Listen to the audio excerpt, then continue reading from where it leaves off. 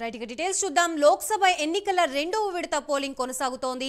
Phase 2లో మధ్యాహ్నం 1 గంట వరకు మొత్తం 39.13% పోలింగ్ నమోదైంది. 12 రాష్ట్రాలు, ఒక కేంద్ర పాలిత ప్రాంతంలోని 88 స్థానాలకి ఓటింగ్ జరుగుతోంది. ఎలాంటి అవాంఛనీయ ఘటనలు జరగకుండా విస్తృత భద్రతా ఏర్పాట్లు చేసిన ఎన్నికల సంఘం భారీ ఎత్తున భద్రతా బలగాల్ని మోహరించింది.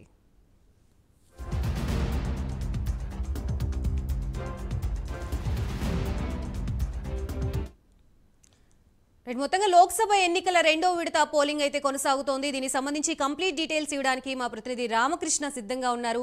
రామకృష్ణ, ఇక లోక్సభ ఎన్నికల రెండో విడత పోలింగ్ శుక్రవారం ఉదయం 7 గంటలకు ప్రారంభమైంది. సాయంత్రం 6 గంటల వరకు పోలింగ్ కొనసాగుతుంది. 12 రాష్ట్రాలు, ఒక కేంద్రపాలిత ప్రాంతంలోని 88 స్థానాలకు ఓటింగ్ జరుగుతుంది.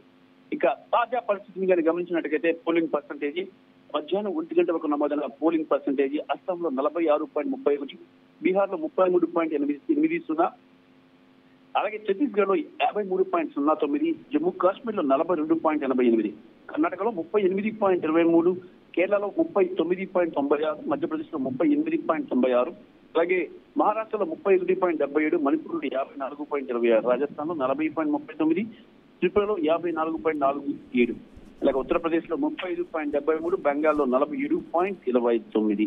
ఈ రకంగా ఉంది పోలింగ్ పర్సెంటేజ్. మధ్యాహ్నం 1 గంట వరకు చూస్తుంటే ప్రస్తుతానికైతే పోలింగ్ మందకొడిగా సాగుతుందని చెప్పాలి. వాస్తవానికి మధ్యాహ్నం 1 గంటకి 50% పోలింగ్ దాటాలి. వాస్తవంగా చాలా రాష్ట్రాల్లో అయితే 50% పోలింగ్ దాటాలి. ఇంకా 30%, బీహార్లో 30%, 33% ఉంది.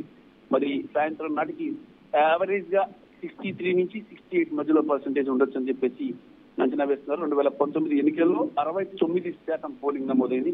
మరి ఈసారి ఎంత పోలింగ్ నమోదవుతుందో చూడాలి. మరి దీంతో పాటు ఇక 12 రాష్ట్రాల్లో దాదాపుగా 80 నియోజకవర్గాల్లో భద్రతను కట్టుదిట్టం చేశారు. పోలింగ్ ప్రశాంతంగా నడుస్తుంది. ఎక్కడ ఎలాంటి అవాంఛనీయ సంఘటన జరగలేదు. ఢిల్లీలోని నిర్వచన సదన్ నుంచి కేంద్ర ఎన్నికల కమిషనర్ రాజీవ్ కుమార్ టోటల్ ఈ 12 రాష్ట్రాల్లో పోలింగ్ పరిస్థితిపై సమీక్షిస్తున్నారు.